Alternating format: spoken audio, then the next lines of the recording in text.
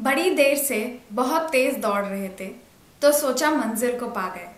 ये कैसा रास्ता चुना हमने, शून्य से चले थे फिर शून्य पर आ गए।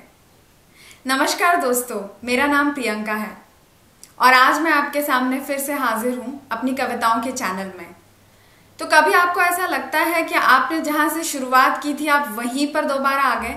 मेरे साथ तो ये बहुत बार होता है और आज की ये कविता इसी बात की याद दिला रही है मुझे।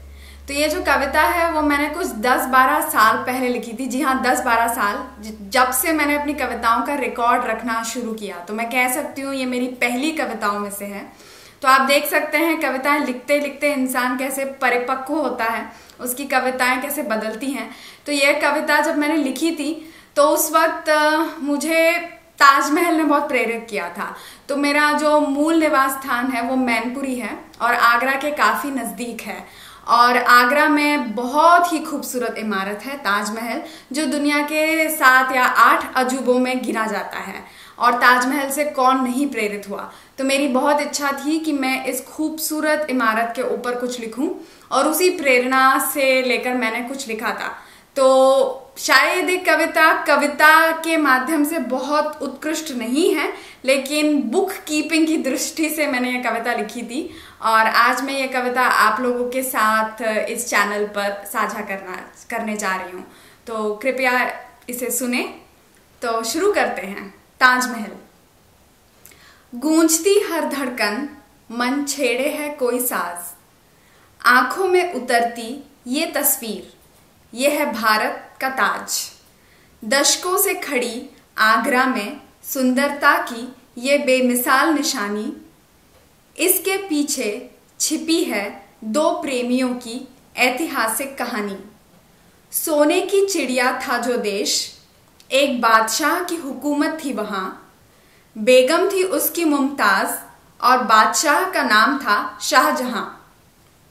14वीं संतान के जन्म में मुमताज ने अपनी जान थी गंवाई, पर चाहकर भी अपनी प्रिय बेगम की याद बादशाह को न बिसराई।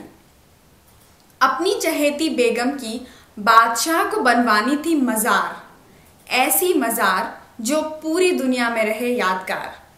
इस मजार के हर पत्थर को तराशा जाए, ऐसी थी शहंशाह की ख्वाहिश।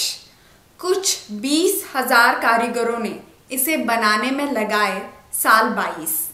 देश विदेश से कीमती रत्नों के मंगाए 28 प्रकार।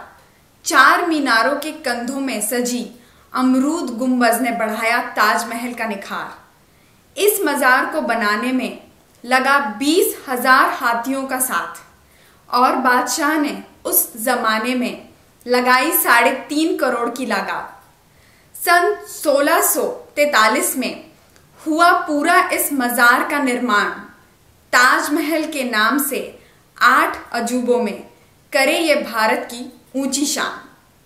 तो दोस्तों, ये तो थी कविता ताजमहल और आपने मेरी पुरानी कविताएं भी जरूर सुनी होंगी और अगर नहीं सुनी है तो मेरे चैनल को जरूर सब्सक्राइब करें और आगे की कविताएं ऐसे ही हर सप्ताह आती रहेंगी।